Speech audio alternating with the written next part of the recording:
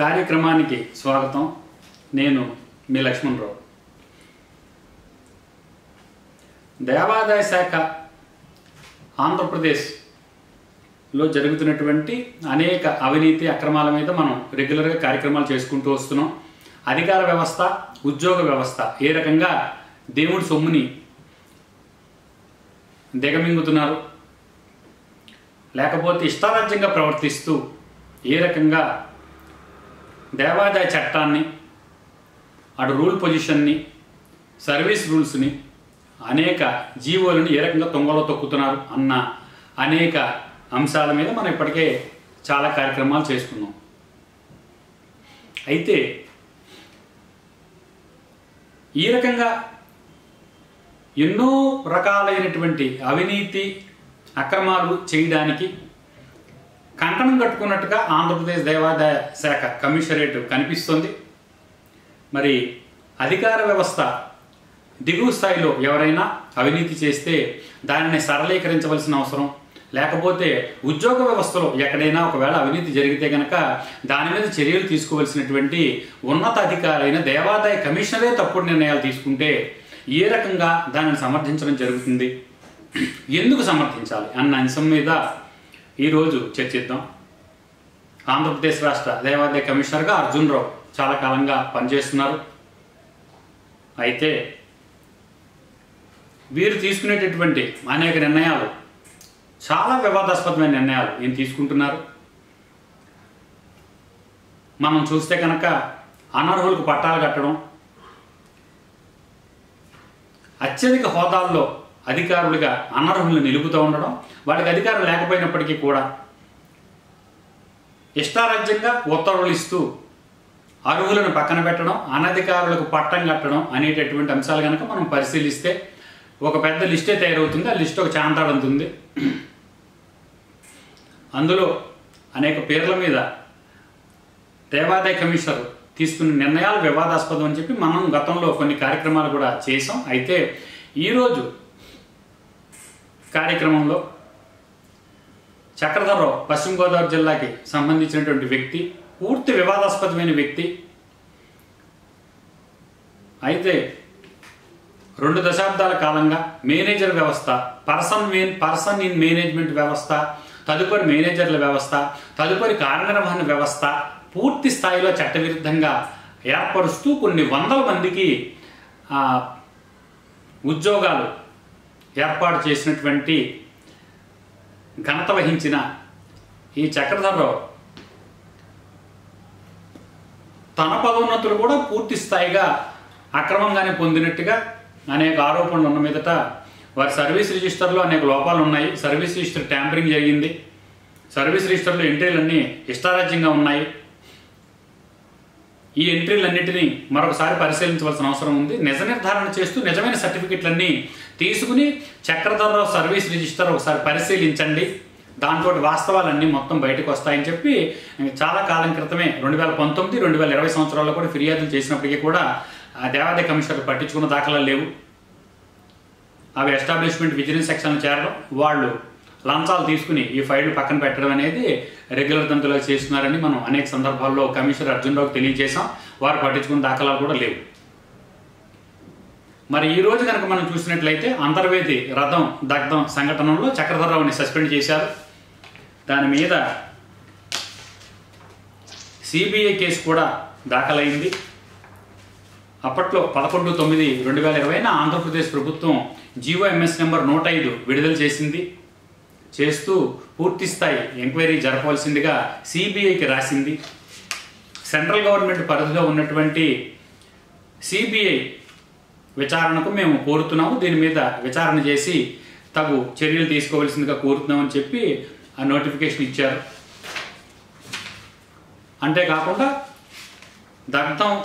రథం దగ్ధం సంఘటన అయిన వెంటనే ఆ కార్యనిర్వహణాధికారిగా ఉన్నటువంటి చక్రధర్రావుని సస్పెండ్ చేశారు. రాష్ట్ర వ్యాప్తంగా ప్రతికూల పరిస్థితులు ఎదుర్కొని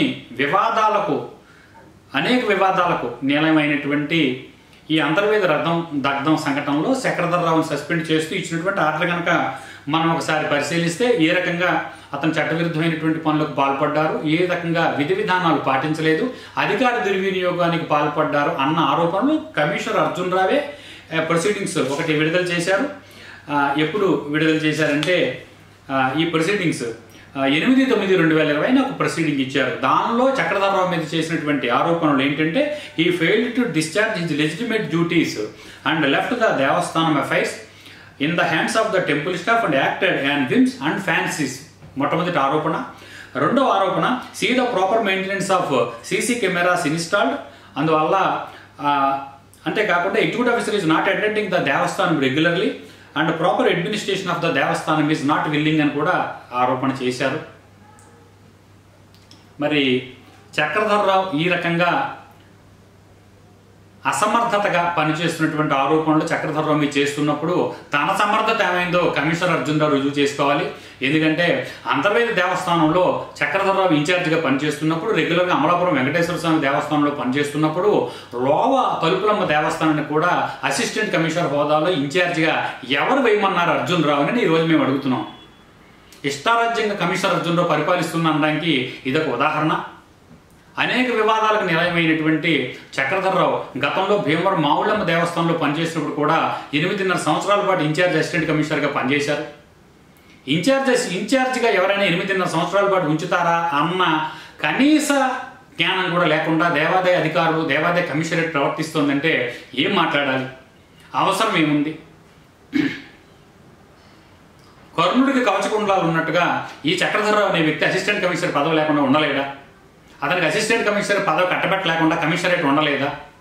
ఇటు ఎస్టాబ్లిష్మెంట్ అటు విజిలెన్స్ అడిషనల్ కమిషనర్ స్థాయి వ్యక్తులు స్నేహితులుగా కలిగినటువంటి చక్రధర్రావు ఎటువంటి ప్రలోభాలకు గురి చేయడం ద్వారా వ్యవస్థను తన ఇష్టారాజ్యంగా నడిపిస్తున్నారను దీనికి కమిషనర్ అర్జున్ రావు సమాధానం చెప్పాలి.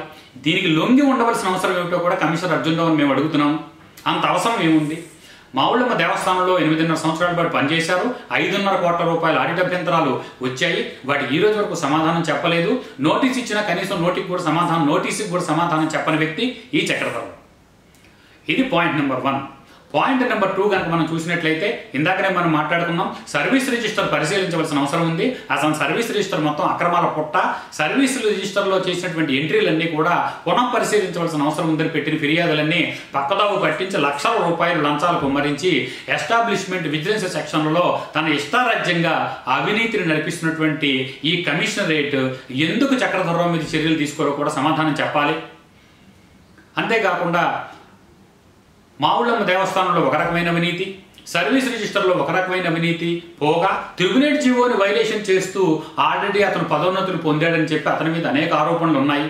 ఈ ట్రిబ్యునల్ జీవో వైలేషన్ మీద అటు ప్రభుత్వం ఇటు దేవాదాయ కమిషనరేట్ కూడా నేను హైకోర్టుకి సమాధానం చెప్పుకునేటటువంటి పరిస్థితుల్లో నడి రోడ్డు మీద నిలబడ్డాయి.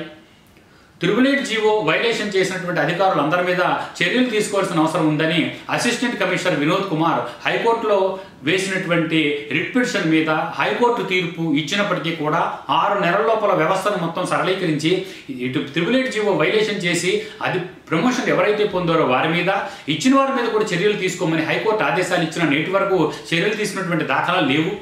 ఈ విషయం మీకు తెలియదా అర్జున్ రావు గారు? మీ పరిశీలనలో లేదా? మీకు తెలుసుకోవాల్సిన అవసరం లేదా అని మేము అర్జున్ రావుని ప్రశ్నిస్తున్నాం. అంతేకాకుండా ఇది అమలు కానందుకు ఆల్రెడీ దాని మీద కంటెంప్ట్ కూడా ఫైల్ చేయడం జరిగింది. కంటెంప్ట్ మీద కూడా నోటీసులు వచ్చాయి. ఆ కంటెంప్ట్ కూడా ఎటువంటి వివరణ ఇచ్చినటువంటి దాఖలాలు లేవు. ఎందుకు ఈ చక్రధర్రావు మీద ట్రిబ్యునల్ జీవో వైలేషన్ చేసిన ఉద్యోగుల మీద ఇంత కనికరం చూపించవలసిన అవసరం ఏమిటి? రూల్ పొజిషన్ వైలేట్ చేసిన సుమారుగా 200 చిల్లర ఉద్యోగులందరి మీద ఎందుకు కనికరం చూపిస్తున్నారు? మీకు సంబంధించినటువంటి మీ కింద పనిచేస్తున్న మీకు తెల్లారులేస్తే మీ ఎదురు పడేటటువంటి ఎస్టాబ్లిష్మెంట్ విజిలెన్స్ సెక్షన్లో ఉద్యోగులు అధికారులు మీకు కనబడటం లేదా అని అర్జున్ రావుని అడుగుతున్నాం. ఈ రకంగా పరిపాలన చేయడం కోసమా మిమ్మల్ని తీసుకొచ్చిందని మేము నిలదీస్తున్నాం. మీరు ఒక ఐఏఎస్ ఆఫీసర్గా ఉంటూ చేయవలసినటువంటి పని ఇదేనా? దేవాదాయ కమిషనరేట్కు ఉండాల్సినటువంటి విలువని ఈ రకంగా కాపాడవలసింది పోయి ఈ విలువని దిగజార్చడం అనేది మీకు ఏ రకంగా న్యాయమో మరొకసారి అర్జున్ రావు పరిశీలించుకోవాల్సిన అవసరం ఉంది. దిగువ స్థాయి వ్యక్తులు ఫైల్ తీసుకొస్తారు, సంతకాలు పెట్టమంటుంటారు. కనీస పరిశీలన చేయకుండా కూడా మీరు ఫైల్ మీద సంతకాలు పెట్టేస్తున్నట్టుగా తెలుస్తోంది. లంచాలను ఆశ్రయిస్తూ వచ్చినటువంటి ఉద్యోగులు ఎలా చెబితే మీరు ఆ రకంగా వింటూ ఈ ఫైల్ మీద సంతకాలు పెట్టడం అనేది ఎంతవరకు ఔచిత్యం, ఎంతవరకు సముచితం అనేది దేవాదాయ కమిషనర్గా మీరు ఆలోచించుకోవాల్సిన అవసరం ఉంది. ఇవన్నీ ఒక ఎత్తు అయితే, సస్పెండ్ అయినటువంటి చక్రధర్రావుని సిబిఐ ఎంక్వైరీ పెండింగ్ అయ్యే వరకు కూడా సస్పెన్షన్లో ఉంచమని ఆర్డర్ ఉంది. మీరు ఇచ్చిన ఆర్డర్ ఒకసారి చూడండి. మీ కమిషనర్ ప్రొసీడింగ్స్ ఇచ్చింది ఆర్సీ నెంబర్ V2/20026/28/2020 డేటెడ్ 8/9/2020 మీ దేవాదాయ కమిషనరేట్ నుంచే ఒక ఉత్తర్వు వెలువరించారు. దానిలో ఏమని రాశారు? He shall continue to be under suspension in the public interest until the conclusion of the disciplinary proceedings అని మీరే రాశారు. ఒక పక్క సిబిఐ ఎంక్వైరీ జరుగుతూనే ఉంది. ఎంక్వైరీలో ఏం జరిగిందో ఎవరికీ తెలియదు, ఎంక్వైరీ జరుగుతుందో లేదో కూడా తెలియదు. ఒక పక్క దీని మీద ఎటువంటి కంక్లూజన్ మీకు వచ్చిందనే దాని మీద మీరు వివరణ కూడా ఇవ్వలేదు. మళ్ళీ చక్రధర్రావుని రీఇన్స్టేట్ చేయడం జరిగింది. మళ్ళీ చక్రధర్రావుకు పోస్టింగ్ ఇవ్వడం కూడా జరిగింది. ఆ పోస్టింగ్ కూడా మళ్ళీ రెగ్యులర్గా ముత్యాల హరిహర కోటిలింగేశ్వర స్వామి దేవస్థానంలో ఒక 6B సంస్థలో నామమాత్రంగా ఎగ్జిక్యూటివ్ ఆఫీసర్గా నియమిస్తూ తిరిగి తిరుమలగిరి అసిస్టెంట్ కమిషనర్గా ఇన్ఛార్జ్ మీరు నియమించడాన్ని ఎవరిచ్చారు మీకు అధికారం అని మేము కమిషనర్ అడుగుతాం. ఈ రకంగా చక్రధర్రావుకి ఎన్నిసార్లు అసిస్టెంట్ కమిషనర్ పదవులు కట్టబెడతారు? ఏం అవసరం ఉంది? ఎంతంత లంచాలు పుచ్చుకుంటున్నారో సమాధానం చెప్పండి కమిషనర్ని అడుగుతున్నాం. ఏ స్థాయిలో దేవాదాయ కమిషనరేట్ పరువు దిగజారిపోతుంది అనేది కూడా మీకు చూసుకోవాల్సిన అవసరం ఉంది. ఏ ఫైల్ ఏ రకంగా వెళ్తుంది, ఎవరు సంతకాలు పెడుతున్నారు, ఎవరు డ్రాఫ్ట్ ఫైల్ రాస్తున్నారు, ఎవరు నోట్ ఫైల్ రాస్తున్నారు, ఏ సంతకం ఎవరు చెప్తే పెడుతున్నారు అనేది కూడా ఎవరికి తెలియని పరిస్థితి. ప్రజల కోసం ప్రజల సేవ చేయవలసినటువంటి మీరు, దేవుడి డబ్బు జీతాలు తీసుకున్నటువంటి మీరు, హుండీల్లో ప్రజలు దాతలు భక్తులు వేస్తున్న డబ్బుని మీరు జీతాలుగా పొందుతున్నామనేటువంటి కనీస జ్ఞానం లేకుండా కూడా ఈ రకంగా ఒక వ్యక్తిని వెనకాల వేసుకొచ్చి అక్రమంగా పదోన్నతులు పొందారని ఒక పక్క ఆరోపణలు ఉండగా, కోర్టు తీర్పులు ఉండగా, జీవోలు ఉండగా, సర్క్యులర్లు ఉండగా, అన్నిటినీ పక్కన పెట్టి ఎన్నో ఫిర్యాదులు ఉండగా వాటి మీద ఎటువంటి విచారణలు కూడా చేయకుండా ఈ రకమైనటువంటి ఇంత నిర్లజ్జగా పరిపాలన చేయడం అనేది ప్రజలందరూ కూడా ముక్కున వేలేసుకుంటున్నారు. అయినా దేవాదాయ కమిషనర్ పట్టించుకోకుండా ఈ రకంగా వెళ్ళిపోతూ ఉండడాన్ని మరి ప్రజలు ఏ రకంగా భావించాలనేది అర్జున్ రావు సమాధానం చెప్పాలి. ఇటీవల కొంతమంది ఫిర్యాదుదారులు దేవాదాయ కమిషనర్ కార్యాలయానికి వెళ్ళి ఫిర్యాదుల మీద వివరాలు కోరగా వారు ఎటువంటి వివరాలు ఇవ్వకుండా తప్పుదారి పట్టించి అసలు మీ ఫిర్యాదులు మా వరకు రావటమే లేదు, మమ్మల్ని మాకు ఏం చేయాలో తెలియని పరిస్థితుల్లో మేము ఉన్నామని అధికార వ్యవస్థ వారికి సమాధానం చెప్పడంతో ఈ దేవాదాయ కమిషనర్ కార్యాలయంలో కాలు పెడితేనే కంపు కొడుతుందని వాళ్ళు అనుకుంటూ విమర్శించుకుంటూ వెళ్ళడం కూడా మేము స్వయంగా చూసాం. ఈ కంపును వదల్చండి అర్జున్ రావు గారు. మీ దృష్టిలో ఉందో లేదో అన్న విషయం మాకు తెలియటం లేదు, కానీ మాకు తెలుసని మీకు తెలుసు, మీకు తెలుసని మాకు తెలుసు. ఈ నాటకాలకి మీదట వద్దు. అందువల్ల చక్రధర్రావుకి కర్ణుడికి కవచకుండలాగా అసిస్టెంట్ కమిషనర్ పదవి నిరంతరం కట్టబెట్టేటటువంటి అర్హత ఎవరిచ్చారని అడుగుతున్నాము. దీనికి మీరు సమాధానం చెప్పాలి. మీరు సమాధానం చెప్పకపోతే కనుక ఉన్నత న్యాయస్థానాన్ని ఆశ్రయించి మేము సమాధానం చెప్పిస్తాం. పెద్ద మనుషులుగా చలామణి అవుతున్నటువంటి ఉన్నత స్థాయి అధికారులు వారు పెద్ద మనుషులా కాదా, వారు ఉన్నత స్థాయి అధికారులా కాదా అన్న విచక్షణ పరిశీలించేటటువంటి మాకు మా న్యాయవాదులకు కూడా ఉందన్న విషయాన్ని దేవాదాయ కమిషనరేట్ ఇప్పటికైనా గమనిస్తే మంచిది. ఇదే రకమైనటువంటి పరిపాలనా విధానాన్ని దేవాదాయ కమిషనరేట్ ఇటు Arjun Rao, additional commissioner Ramachandramohan, Tenali Chandrakumar, deputy కమిషనర్గా పనిచేసినటువంటి Ratan Raj, vigilance establishment section superintendent Prasad, Srinivasareddy కనుక ఇదే రకమైన పరిపాలన కొనసాగిస్తే కనుక ఖచ్చితంగా ఉన్నత న్యాయస్థానంలో నిలబడి వారు చేసినటువంటి ప్రతి పనికి వారి సమాధానం ఇచ్చుకోవాల్సినటువంటి అవసరం ఏర్పడుతుంది. ఆ పరిస్థితి ఖచ్చితంగా ఏర్పడకుండా ముందే దాన్ని నివారించుకుంటే మంచిదని మేము హెచ్చరిస్తున్నాం. ఇప్పటికైనా తక్షణం చక్రధర్రావుకి తిరుమలగిరి దేవస్థానం నుండి అసిస్టెంట్ కమిషనర్ పదవి నుండి రిమూవల్ చేయాలని కోరుతున్నాం. అతనికి అర్హత లేదు. అర్హత ఉందో లేదో కూడా చూడకుండా కనీసం కాగితాల మీద సంతకాలు పెడుతున్నారేమో పరిశీలించుకోమని కూడా మరొకసారి మీకు విజ్ఞప్తి చేస్తున్నాం. అంతేకాకుండా దేవాదాయ చట్టం కనుక మనం పరిశీలించి చూస్తే కనుక కమిషనర్ పదవి ఉంది. కానీ నేడు కమిషనర్గా కొనసాగుతున్నటువంటి అర్జున్ రావు మరొకసారి తన పదవి ఒకసారి చూసుకుంటే మంచిది. ఆయన స్పెషల్ కమిషనర్గా కొనసాగుతున్నారు. దేవాదాయ చట్టంలో ఎక్కడా కూడా స్పెషల్ కమిషనర్ అనేటటువంటి పదవే లేదు. అందువల్ల ఉన్నత న్యాయస్థానాల్లో ఈ పదవిని కనుక ప్రశ్నించి స్పెషల్ కమిషనర్ హోదా లేదు అన్న ప్రశ్న కనుక వేసినటువంటి పక్షంలో ఒక కోవారెంట్ కనుక వేసిన సందర్భంలో మరి ఎటువంటి పరిస్థితులు ఉత్పన్నం అవుతాయని అర్జున్ రావు కూడా ఆలోచించుకుంటే మంచిదని ఒక సదుద్దేశంతో ఒక సలహా ఇస్తున్నాం. అంతేకాకుండా ఈ విషయాలన్నీ అటు దేవాదాయ మంత్రి వెల్లంపల్లి కూడా పట్టించుకోవాల్సిన అవసరం ఉంది. ఆయన మంత్రివర్యుడు సాక్షాత్తు. అంతేకాకుండా పూర్తి స్థాయిలో చట్టవిరుద్ధంగా ప్రవర్తిస్తూ సర్క్యులర్ల పేరిట రాజ్యం నడిపిస్తూ చట్టాలని జీవోల్ని పక్కన పెట్టి ఇష్టారాజ్యంగా లక్షల రూపాయలు లంచాలు దండుకుని పరిపాలన చేస్తున్నటువంటి విజిలెన్స్ ఎస్టాబ్లిష్మెంట్ సెక్షన్ సూపరింటెండెంట్ల అవినీతిని నేటికైనా సరే అణగదొక్కవలసిన అవసరం, అణిచిపెట్టవలసిన అవసరం ఉంది. దానిని గమనించవలసిన అవసరం ఉంది. మేము ఈరోజు ధైర్యంగా ప్రశ్నిస్తున్నాం. మీకు కనుక ధైర్యం ఉంటే ముందుగా విజిలెన్స్ ఎస్టాబ్లిష్మెంట్ సెక్షన్లో పనిచేస్తున్నటువంటి సూపరింటెండెంట్ల ఆస్తులు బయటికి తీయండి. దాని మీద అవినీతి నిరోధక శాఖను పరిశీలన చేయమని చెప్పండి. అసలు వాళ్ళ వార్షికంగా ఇవ్వాల్సినటువంటి ఆస్తుల నివేదికలు మీకు ఇస్తున్నారా లేదా అనేది కూడా మీరు చూడండి. అప్పుడు విజిలెన్స్ ఎస్టాబ్లిష్మెంట్ సెక్షన్లో ఎటువంటి అవినీతి జరుగుతుందో తెలుస్తుంది. అంతేకాకుండా ఈ రకంగా అవినీతిని ప్రోత్సహిస్తూ అనేక రకాలుగా అవినీతి చర్యలకు పాల్పడుతూ అనేక ప్రలోభాలకు వ్యవస్థను గురి చేసినటువంటి చక్రధర్రావుకి సంబంధించినటువంటి ఆస్తుల మీద కూడా అవినీతి నిరోధక శాఖ చేత దర్యాప్తు చేయించమని కోరుతూ మేము గతంలోనే ఫిర్యాదు చేయడం జరిగింది. ఆ ఫిర్యాదు కూడా తమ కార్యాలయంలో దేవాదాయ కమిషనర్ కార్యాలయంలోనూ తొక్కిపెట్టబడింది. అందువల్ల చక్రధర్రావు మీద ఉన్న ఫిర్యాదులన్నీ బయటకు తీసి సమాంతరంగా విచారణ చేసి తక్షణం తిరుమలగిరి దేవస్థానం నుండి అతను సహాయ కమిషనర్గా రిమూవల్ చేసి మరొక అర్హుడైన సహాయ కమిషనర్ని అక్కడ నియమించాలని కోరుతున్నాం. ఈ రకమైనటువంటి చర్యలు దేవాదాయ కమిషనరేట్ నుంచి ఒకవేళ మీరు చేయని పక్షంలో అటువంటి చర్యలకు ఆదేశాలు వచ్చేలాగా ఉన్నత న్యాయస్థానాలను ఆశ్రయించి మేము తగు చర్యలు తీసుకోగలమని ఈ కార్యక్రమం రూపంగా తెలియజేస్తున్నాం. అంతేకాకుండా డిసిప్లినరీ కంట్రోల్ యాక్షన్ అనేది ఒకటి దేవాదాయ చట్టంలో ఉంది. దీనిలో కూడా మీరు మెన్షన్ చేస్తున్నారు. Conferred under rule 5 of AP executive officers disciplinary control and appeal rules 1977 ఉంది. మరోసారి దాన్ని సరిగా చదవండి.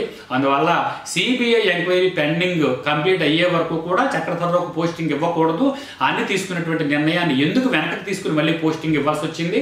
పోస్టింగ్కి ఎంత లంచం పుచ్చుకున్నారు, మళ్ళీ రీఇనిషియేషన్ చేయడానికి ఎంత లంచం పుచ్చుకున్నారు, అసిస్టెంట్ కమిషనర్గా తిరుమలగిరి దేవస్థానంలో పోస్టింగ్ ఇవ్వడానికి ఎవరెవరు ఎంత లంచాలు పుచ్చుకున్నారు అనేది కూడా మేము సభాముఖంగా ఈ కార్యక్రమం రూపంగా ప్రశ్నిస్తున్నాం. లంచాలు తీసుకోని పక్షంలో, అవినీతి అక్రమాలను మీరు ఆశ్రయించిన పక్షంలో నిష్పక్షపాతంగా ఈ విషయం మీద విచారణ జరపండి. చక్రధర్రావు మీద తగు చర్యలు తీసుకోండి. ఫిర్యాదులన్నీ బయటికి తీయండి. వీటి మీద విచారణ జరిపి ఏం జరుగుతుందో అనేది ప్రజలకు తెలియచేయండి.